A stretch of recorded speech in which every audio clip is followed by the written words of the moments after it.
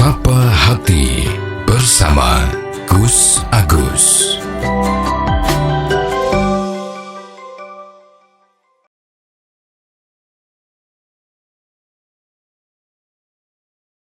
Sobat Dimas Diajeng yang berbahagia,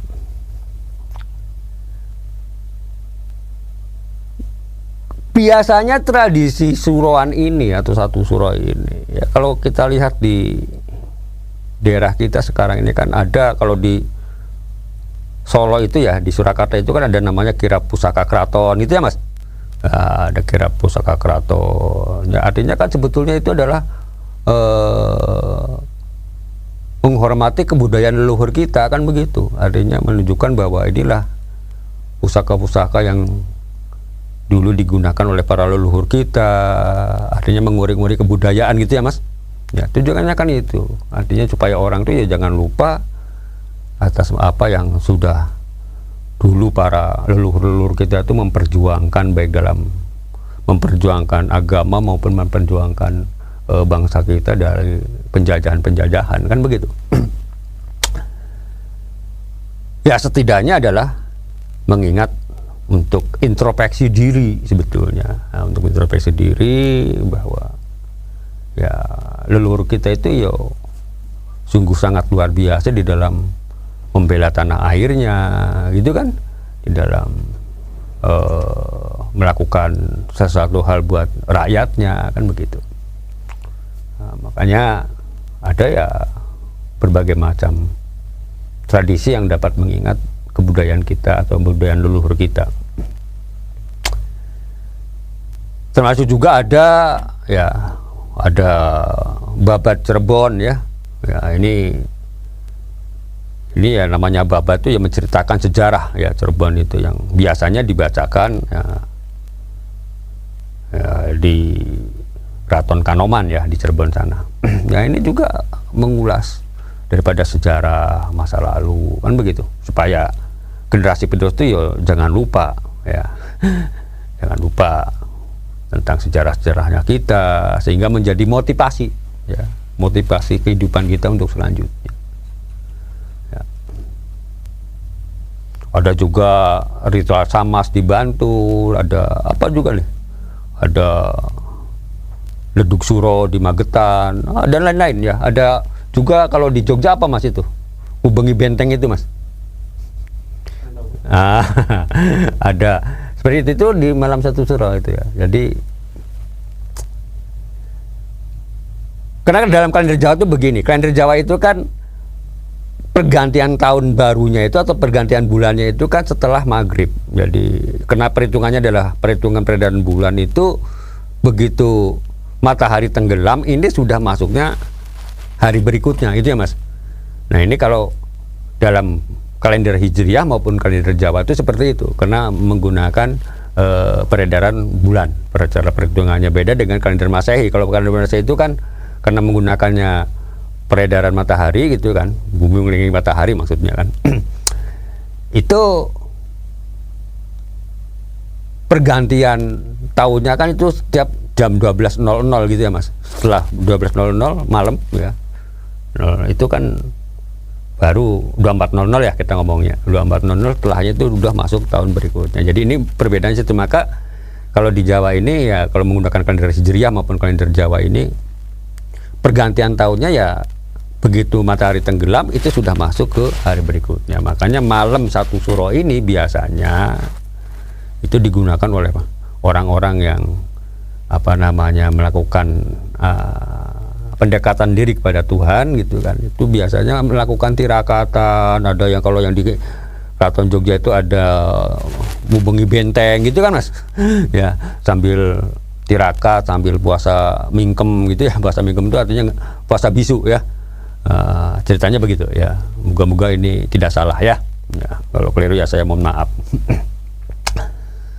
Ya, itu ya tidak mengucapkan apa-apa, artinya membisu, cuma dalam hati tetap berzikir pada Tuhan, mengingat Tuhan gitu kan, mengingat Allah Subhanahu wa Ta'ala, dan hal-hal yang lain yang tujuannya adalah mendekatkan diri pada Tuhan Yang Maha Kuasa.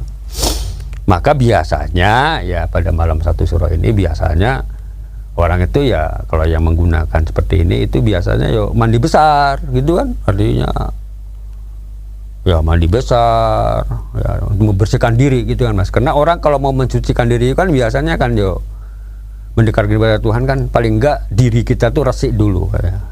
Mensucikan diri dulu, artinya ya seperti halnya kalau kita melaksanakan ibadah-ibadah yang lain kan, artinya seperti kita mau sholat, mau apa kan, ya kita harus suci dari hadas dan najis. Ya salah satu hadas itu mensucikannya itu kan kita dengan cara mandi besar ya, kalau itu adalah hadas besar. Nah di antaranya adalah seperti itu, ya banyak sekali, termasuk juga bagaimana untuk merawat pusaka-pusaka yang peninggalan luhur. Maka di bulan Surah ini dianggap sebagai bulan yang baik ya, hari yang baik untuk melakukan jamasan ya. Orang Jawa bilang itu jamasan ya Mas ya. Jamasan itu pencucian pusaka-pusaka, artinya pencucian pusaka itu ya membersihkan pusaka supaya apakah itu berupa keris, tombak, apa yang dulu pernah digunakan oleh para leluhur kita itu ya, yang dianggap sebagai barang kenangan lah sebagai barang budaya gitu ya Mas ya, supaya jangan sampai menjadi rusak gitu kan, artinya merawat. Makanya perlu diadakan jamasan. Jamasan itu membersihkan, dibersihkan ya, dengan tentunya dengan mendekatkan diri pada Tuhan yang Maha Kuasa.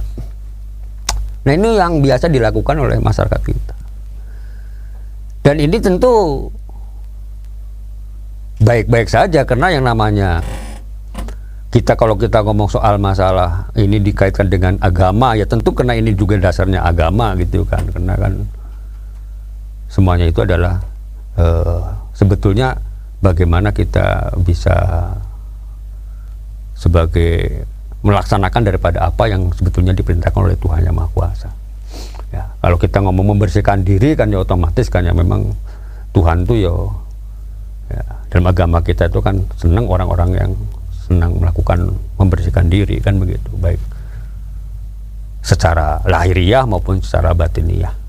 Secara lahiriah kan seperti tadi kita menghilangkan hadas, apakah hadas kecil maupun hadas besar, dengan kita sering menjaga wudhu kan itu suatu hal yang sangat luar biasa. Apalagi kalau kita melakukan satu ritual ibadah seperti sholat ya, itu kan jelas kan, termasuk juga membaca Al-Quran itu kan juga jelas kita harus suci dari hadas kan begitu ya. Kalau enggak ya malah kita tidak diperkenankan. Maka dengan cara yang seperti ini tentu akan merupakan satu ya realitas daripada amalan-amalan yang biasa dilakukan oleh, yang diperintahkan oleh Allah Subhanahu Wa Taala dan Rasulnya.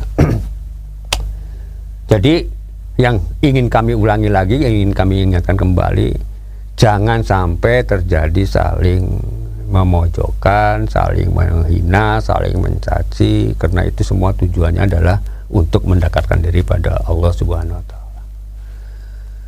Seperti Mas Jajeng yang berbahagia. Dan di dalam Islam sendiri bahwa bulan Muharram itu adalah bulan yang sangat istimewa. Ya, kalau kita kembali pada anjuran daripada Rasulullah ya, Rasulullah SAW itu kan bulan yang sangat istimewa. Kenapa? Karena kalau di dalam hadis Nabi besar Muhammad SAW ya, yang diriwayatkan oleh Imam Muslim, Afdhalus siyami ba'da Ramadan sahrullahil muharram wa afdhalus sholati badal faridah sholatul lail. Yang artinya kurang lebih adalah bahwa seutama-utamanya puasa setelah puasa Ramadan, setelah puasa wajib gitu ya di bulan Ramadan, itu adalah Sahrullahil Muharram, yaitu puasa di bulan Muharram ya, puasa di bulan Allah yaitu di bulan Muharram. Ya bulan Muharram udah kami sampaikan itu kalau dalam Jawa namanya bulan Suro gitu ya. Nah, artinya apa? Di sini banyak keutamaan yang Allah berikan di dalam bulan Muharram ini atau dalam bulan Suro ini. Maka orang-orang yang melakukan ritual ibadah, apakah itu puasa sunnah, jelas ini sesuai perintah atau mengamalkan perintah Nabi besar Muhammad SAW. ya, yaitu dengan melaksanakan puasa sunnah. Dan diutamakan ya puasa ini dilakukan pada tanggal 1, tanggal 9, tanggal 10 bulan Muharram. Kalau bulan Suronya ya tanggal 1, tanggal 9, tanggal 10 bulan Suro lah, apa doa kan.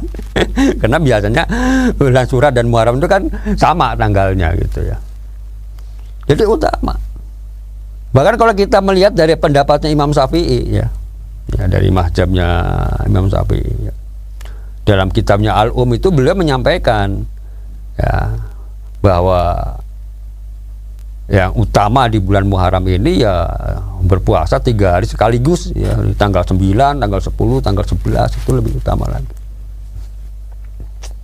Jadi cuman kadang-kadang ini kan masyarakat kita yang artinya banyak ya umumnya ya ini kan masih kebanyakan orang yang secara mengerti tentang agama secara mendalam itu kan sangat jarang ya, boleh dikatakan jarang gitu ya. Umumnya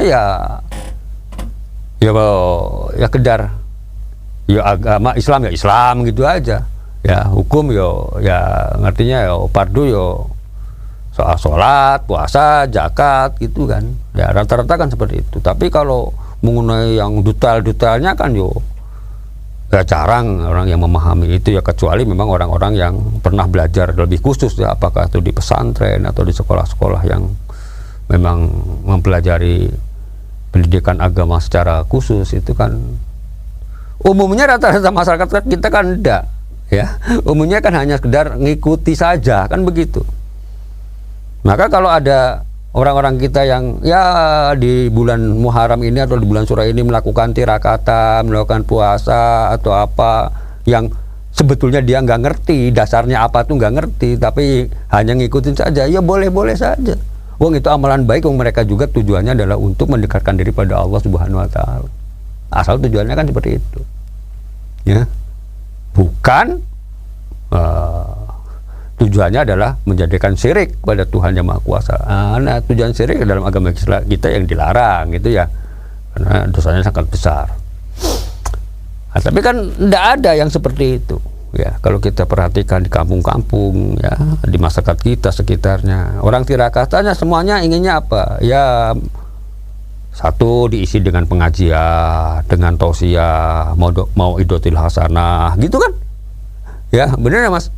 Ya sebelum mengadakan selamatan ya kita makan bersama gitu kan, setelah didoakan gitu kan, berdoa bersama-sama supaya hidupnya tuh aman, baik, tentram, sehat gitu kan ya, dapatkan rezeki. Itu kan doa-doa yang baik semuanya yang dipanggil pada Allah Subhanahu Wa Taala.